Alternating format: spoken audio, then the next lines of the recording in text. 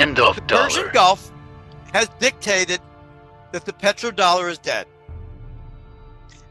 It went so far as the Emirates and UAE announced that they were abandoning a U.S. military maritime protection alliance. So they're dismissing the Americans from military presence and protection in the Gulf region.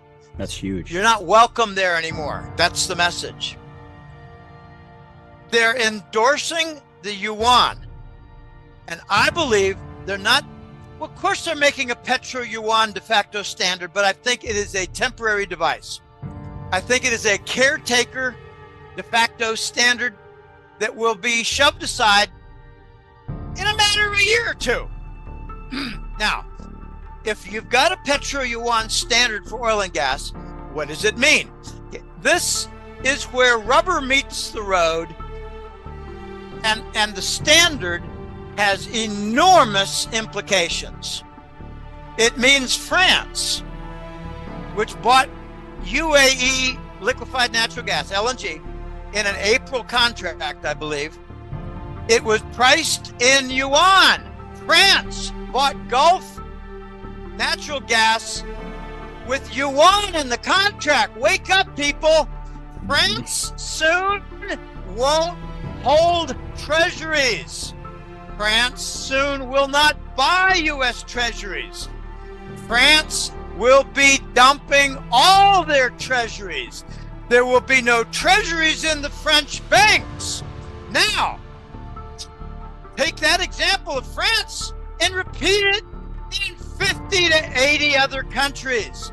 There will be no more treasury bonds purchased. Wow. They will all be dumped and exchanged for gold. I've talked about gold in the last couple months. Okay, they'll be dumping treasuries, they'll be buying gold. I gave some of the dynamics for that. It's all logistics and it's not really simple. But what I'm focusing on now is that country after country, they're not just going to de-dollarize.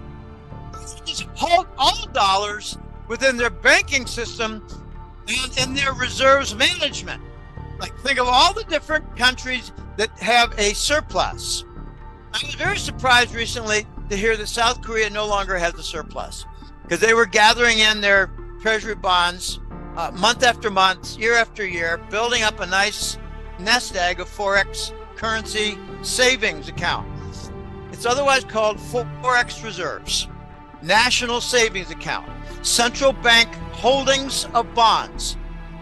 The treasury bond used to be the number one. Now we've had the biggest decline. Here's another hint that I forgot at the beginning of the show, Patrick. For the last 5, 6, 7 years, the decline in treasuries for Forex reserve holdings has been going down. The decline has been notable, and it's been going down. The ratio has been going down. The percentage has been going down. But it's been going down less than 1% each year. Suddenly, it's gone from 60-something to under 50. In the last 2 years, we've had the biggest decline in history for U.S. Treasury bond holdings in Forex reserves for foreign central banks. You think that's been in the Wall Street Journal? You think that's been reading material for financial managers across the United States, managing pension funds, mutual funds, and what's the other one? Insurance funds? Hell no, it's not. Okay, That's right. This is one of the biggest phenomenons in half a century. The de-dollarization of all U.S. allies.